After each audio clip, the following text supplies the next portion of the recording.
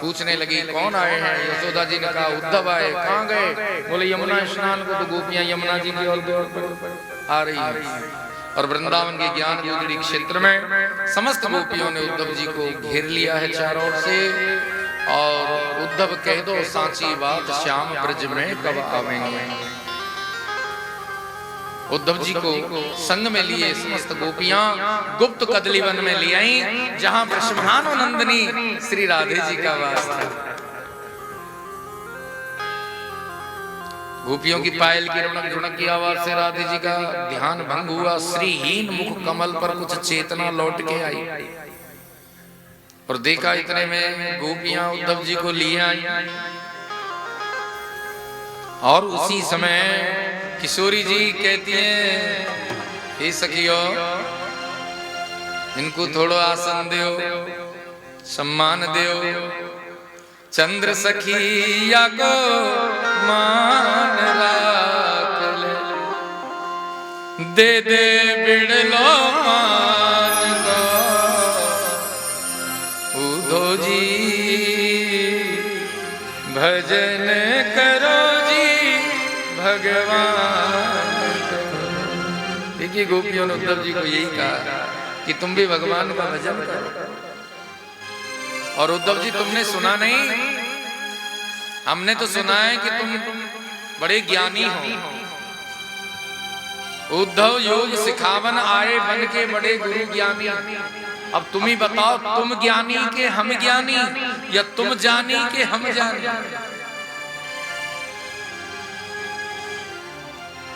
सुना है 4 वेद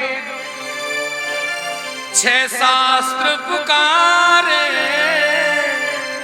वेदों में शास्त्रों में कहा है 4 वेद 6 शास्त्र पुकारे और तत्व 18 पुराण को। तत्व 18 पुराण को क्या कि उद्धव जी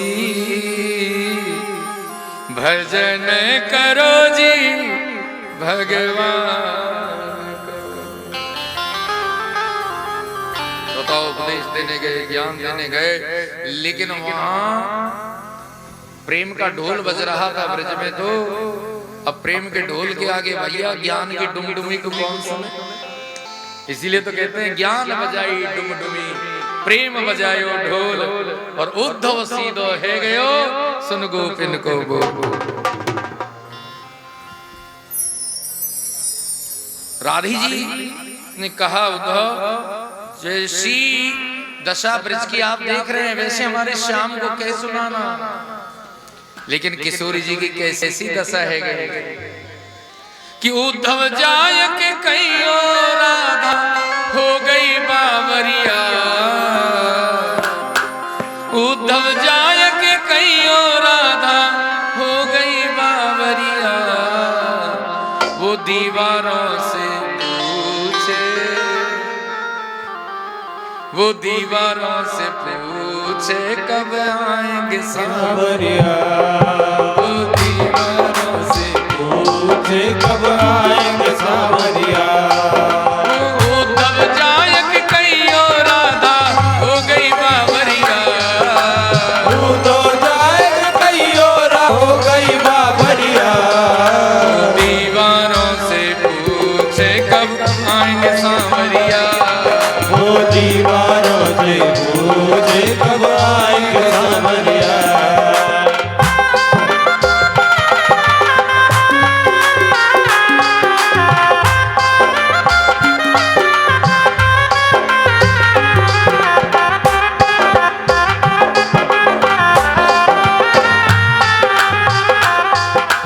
कभी वो ढूंढे कुंजन वन में, कभी वो ढूंढे मधुवन में। कभी वो ढूंढे कुंजन वन में, कभी वो ढूंढे मधुवन में। कभी वो ढूंढे वृंदावन में लेके बांसुरिया। कभी वो ढूंढे वृंदावन में लेके बांसुरिया। वो दीवारों से पूछे कब आएंगे सांवरिया। वो दीवारों से पूछे कब आएंगे सांवरिया।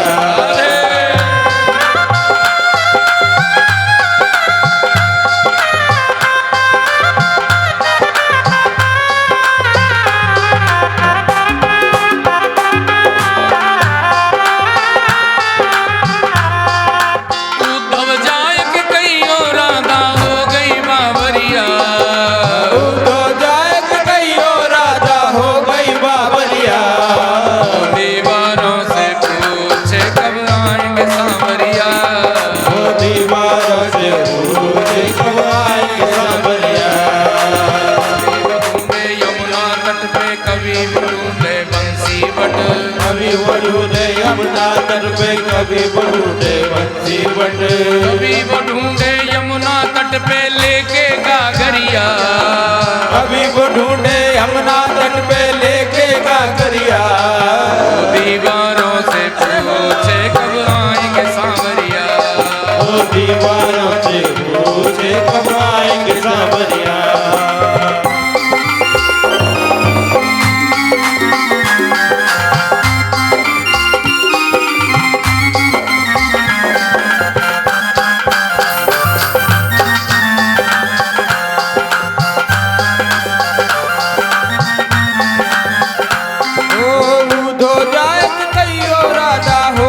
बाबरिया उदो जाए कहियो राधा हो गई बाबरिया।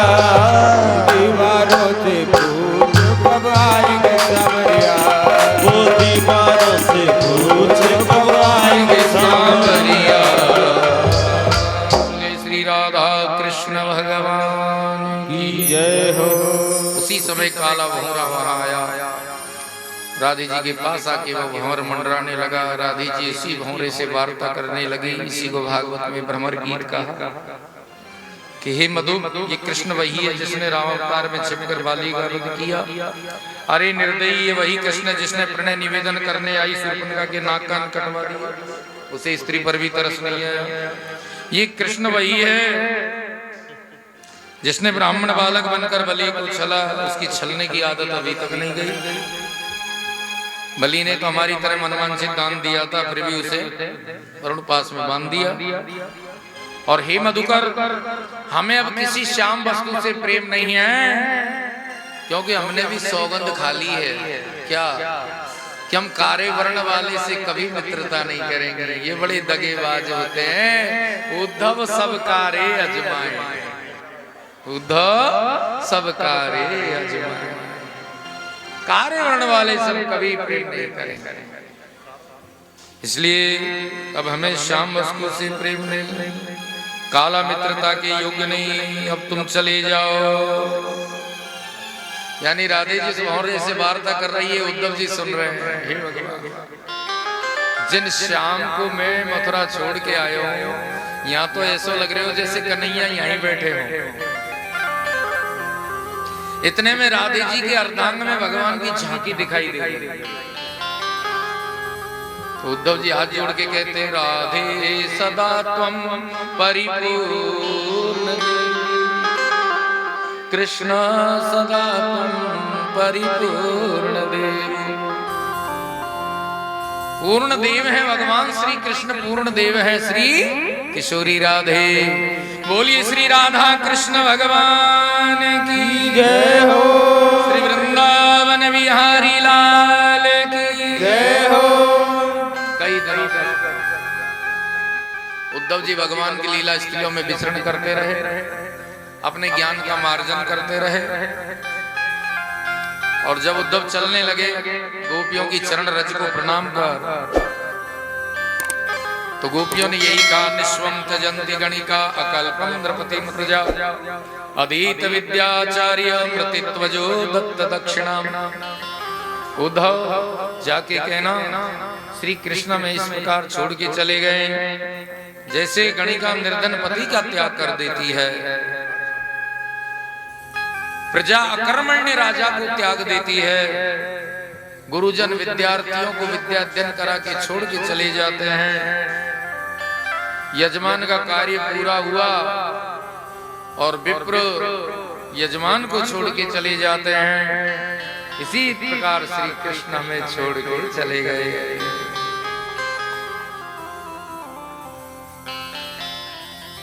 जाके ये सब तुम सुनाना। तो उद्धव जी गोपियों की चरण रज को प्रणाम करके चल दिए, लेकिन वहां तो गोपियां वही भगवान का गुणगान, भगवान का ध्यान चिंतन सब चल रहा है। उद्धव जी भी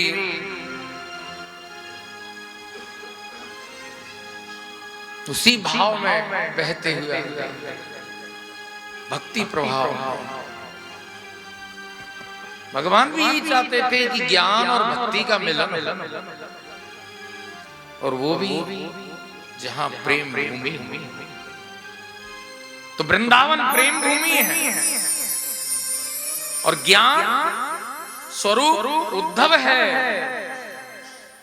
और भक्ति स्वरूप श्री दामा गोपी है। तो ज्ञान और भक्ति का मिलन प्रेम भूमि वृंदावन में हुआ तो त्रिवेणी में हो गया। भक्ति ज्ञान प्रेम को मिला के त्रिवेणी में। लेकिन भक्ति का भी एक नशा होता है, और ये नशा किसी को चढ़ता नहीं है। यदि किसी को चढ़ जाता है तो फिर उतरने का नाम ही नहीं लेता, फिर उतरता नहीं। तो उद्धव जी को भी मानो ये भक्ति का नशा चढ़ गया, और ज्यादा किसी को नशा हो जाता है तो उसको चलाओ तो वो कैसे चलेगा, चाल ही बदल जाती है उसकी। ऐसे उद्धव जी के पग परत कहां के कहां। उद्धव जी की दशा को देख के मेरे मनमोहन मोहित हो गए कि ये कहाँ है कि उद्धव आए और भगवान के श्री चरणों में नतमस्तक हुए। उद्धव जी को उठा के भगवान ने गले लगा लिया और कहा, उद्धव सुनाओ ब्रज के समाचार। बोले प्रभु मुझे तो आप ब्रज वृंदावन वास दे दो। बोले क्यों? बोले ताकि उन गोपियों का मुझे सत्संग मिले, और उन गोपियों की चरण रज मुझ पर पड़ जाए और मैं कृतार्थ है जाऊं। उद्धव जी ने ब्रजवास मांग लिया। देखिए ये भक्ति का रंग है। आसाम हो चरण रेणु जुषाम महंसा वृंदावने किमपि गुल्मलतो सुधीना या दुष्टजनं स्वजनं मार्यं सहित्वा भेजुर्मुकुंद पदवे श्रुतिभिर्विमृग्या। हे प्रभु श्री धाम वृंदावन में यदि लता पता औषधि जड़ी बूटी पत्थर आदि कुछ भी बन जाऊं, जिससे उन परम प्रेमास्पद ब्रज वनिताओं की पावन प्रेम रस पगी रज में स्नान करके मैं कृत्य है जाऊं। धन्य है वो गोपियां जो सदैव कृष्ण गुणगान ही किया करती है। तो भगवान को उद्धव जी ने कहा, प्रभु मैं उनसे प्रतिज्ञा करके आया हूं कि एक बार तुम्हें श्री कृष्ण से अवश्य मिलाऊंगा, तो आप एक बार उन्हें अवश्य दर्शन दें। तो बलराम जी को मथुरा जी का राज्य कार्यभार सौंप के भगवान वृंदावन गए। नंदी यशोदा जी से मिले, गोपियों से मिले, किशोरी राधे जी से मिले। कहा, राधे तुम्हें हमें 100 वर्ष का वियोग है, श्री दामा भक्त का श्राप है, फिर भी महीने में एक बार आकर के हम तुम्हें दर्शन दिया करेंगे, मिला करेंगे। जबकि मथुरा वृंदावन में कोई विशेष दूरी नहीं है, 10-11 किलोमीटर की दूरी है। लेकिन जो बाल लीलाएं भगवान ने की है ब्रज में, यही तो वर दिया था नंद यशोदा जी को। उन्होंने यही मांगा था, बाल चरित देखन चहे कछुक दिवस रहो। तो 11 वर्ष कली, फिर 14 वर्ष भगवान मथुरा में रहे। और जब मथुरा में रहे, कुब्जा का मनोरथ पूर्ण किया। कंस की दोनों रानी अस्थि प्राप्ति। कंस के निधन हो जाने पर अपने पिता मगधराज जरासंध के यहाँ पहुंच गए। अस्थि प्राप्तिश्च कंसस्य महिषोवर्तर्षवा मृते वर्तरि दुःखार्ते यतोऽस्मि पितुर्ग्रहः। दुखी हुई वो कंस के निधन हो जाने पर, और अपने पिता मगधराज जरासंध के यहाँ पहुंच गई। और जरासंध ने अपनी कन्याओं के बेदबे का कारण जब जाना कि कृष्ण ने कंस को मारा, तो सेना तैयार मथुरा पर आक्रमण किया। और कहते हैं एक बार नहीं, 2 बार नहीं, 17 दफे आक्रमण किया और भगवान ने इसे पराजित किया, हराया। अब 18वीं दफे जब तैयारी में ये था, तो कुछ तो वेद पाठी ब्राह्मणों को यज्ञ अनुष्ठान में लगा दिया, इस कामना से कि मेरी विजय होना चाहिए। और फिर ये बैठा जब भोजन कर रहा था जरासंध, तो इसकी दीवार पर नजर गई तो वहीं एक चींटी चढ़ रही थी दीवार पे। तो उस चींटी को वो देखने लगा। चींटी जब चढ़ रही थी तो एक बार चंडी गिर गई, 2 बार चंडी गिर गई, वो बार बार देखता रहा। इस प्रकार वो चींटी 17 बार चंडी, 17 बार गिर गई, 18वीं दफे तो चींटी भी दीवार को पार कर गई। तो जरासंध ने सोचा ये तो शुभ शकुन हुआ है, मेरी पराजय हुई 17 दफे, 18वीं बार मेरी विजय होगी। सेना तैयार की और युद्ध के लिए आक्रमण किया मथुरा पर। तो काले वन को भेज दिया, जाओ मित्र हम आ रहे हैं, तुम जाओ पहले कृष्ण से युद्ध करो, तुम्हें तो वरदान प्राप्त है, किसी अस्त्र शस्त्र से तुम्हारी मृत्यु नहीं होती। जो काले वन को जरासंध ने भेजा, और काले वन जब मथुरा में आकर भगवान को युद्ध के लिए ललकारने लगा, तो भगवान तो उसे दौड़ाते दौड़ाते धवलपुर गुफा की ओर ले गए कि ये जगह ठीक नहीं है, अपन तो अलग ही एकांत में युद्ध करेंगे। जो अपना पीतांबर फहराते दिखाते, वो पास में आवे, फिर भगवान भाग ले, फिर रुक जाए, फिर वो पास में आवे लगे, फिर भाग ले। ऐसे भगवान धवलपुर गुफा के अंदर प्रवेश कर गए। अब वहां सूर्यवंशी राजा मानदाता के पुत्र मुचकुंद देवताओं से वर प्राप्त करके सो रहे थे। मुझे कोई कच्ची निद्रा में नहीं जगाएगा, जो जगाएगा वो जलकर भस्म हो जाएगा। तो भगवान इस रहस्य को जानते थे, तो भगवान ने अपना पीतांबर उसे उड़ा दिया। आगे जाकर ठाकुर जी छुप गए, और काले वन पीछा करता करता जब गुफा के अंदर आया और देखा रे कृष्ण यहाँ के सोया है, ये इसी का पीतांबर है। तो काले वन कहने लगा, रे कायर, अरे डरपोक, यहाँ के सोया है, उठ जा मेरे से युद्ध कर। अरे उठता कि नहीं, मैं सोते हुए पर प्रहार नहीं करता। वो तो कृष्ण होए तो उठे, इसने मारी लात तो मुचकुंद की निद्रा भंग हो गई। और महाराज मुचकुंद आंख मलते मलते बैठे हुए कहने लगे, रे किस दुष्ट ने मेरी निद्रा में विघ्न किया है। जो ही आंख खोल के देखा तो काले वन के शरीर में अग्नि लगने लगी, और देखते देखते जलकर राख हो गए। ठाकुर जी महाराज मुचकुंद के सन्मुख प्रकट हो गए। बोलिए श्री चतुर्भुजनाथ की जय हो। चतुर्भुज रूप में भगवान ने दर्शन दिया और वरदान मांगने के लिए कहा। मुचकुंद कहते हैं, ऐसा वर मुझे मत दीजिए भगवान जिससे मेरा बंधन हो। बंधन प्रद वर मुझे नहीं चाहिए। जैसे ये गृहस्थाश्रम है ना, ये भी एक बंधन का क्षेत्र है भाई। ठीक है, 5 की जगह 5:30 बजे तक घर पहुंच जाओगे, और जब 7-8 बजे तक नहीं पहुंचोगे तब तो इधर उधर से फोन आएगा ही आएगा। क्यों नहीं आएगा, कहाँ रुक गए,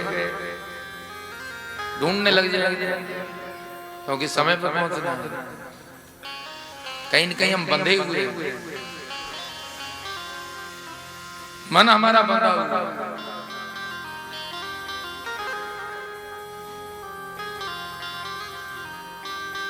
और जब तक बंधे रहेंगे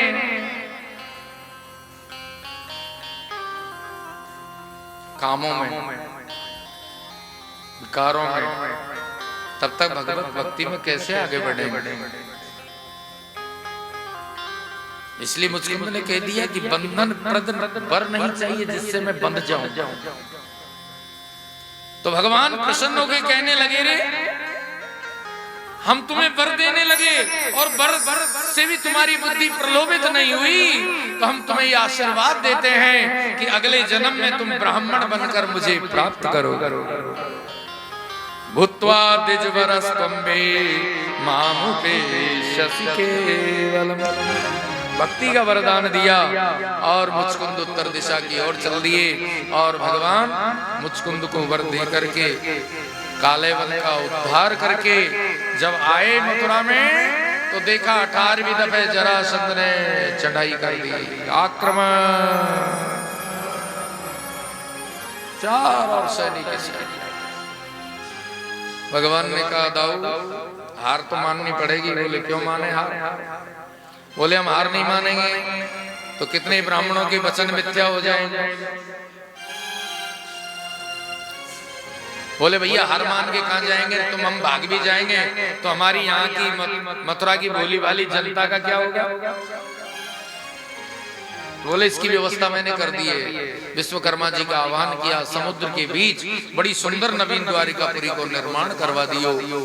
योग माया के द्वारा भगवान ने मथुरा वासियों को जो सोए मथुरा में उनको द्वारिका भेज दिया, सोते हुओं को जो जागे द्वारिका। कुछ सैनिक अपने पास में रख लिए और जरासंध से युद्ध किया, लेकिन जरासंध की सेना जब नष्ट हो गई तभी भगवान जरासंध को पीठ दिखा के भागे तो जरासंध भी कहने लगे वो भाग गए हो, रण छोड़ रहा है, भाग गए हो। तो भगवान को नाम रण छोड़ रहा है टीका में है गए हो, बोलिए रण छोड़ रहा है भगवान की जय हो। रण छोड़ कहलाए भगवान। कहां भागे, प्रशरवण पर्वत पर जा चढ़े, 1100 योजन ऊंचे पर्वत पर चढ़ गए। पर्वत के चारों तरफ लकड़ियों की टाल लगवा दी, अग्नि लगवा दी जरासंध। देखे कहां से बच के निकलेंगे, चारों ओर अग्नि लगवा। लेकिन भगवान तो पर्वत की चोटी पर चढ़े और वहां से लगाई छलांग जो नवीन द्वारिकापुरी में आ गए। बोलिए द्वारिकाधीश भगवान की जय हो। तो मथुराधीश द्वारिका धीश बदरी नारायण जगदीश, जो जो तेरी शरण में आए, जो जो तेरी शरण में आए, सबको यदुपति गले लगाए, सबको यदुपति गले लगाए। हरि सुन जो जी जगदीश मथुरा धीश द्वारिकाधीश, तुम्हारी सुन जो जी जगदीश मथुरा धीश द्वारिकाधीश, मथुराधीश द्वारिकाधीश बदरी नारायण जगदीश, मथुराधीश द्वारिकाधीश बदरी नारायण जगदीश। तो द्वारिका में भगवान पहुंच गए हैं। द्वारिका के अंदर भगवान की गृहस्थाश्रम की लीला आरंभ होती है। बोलिए द्वारिकाधीश भगवान की जय हो।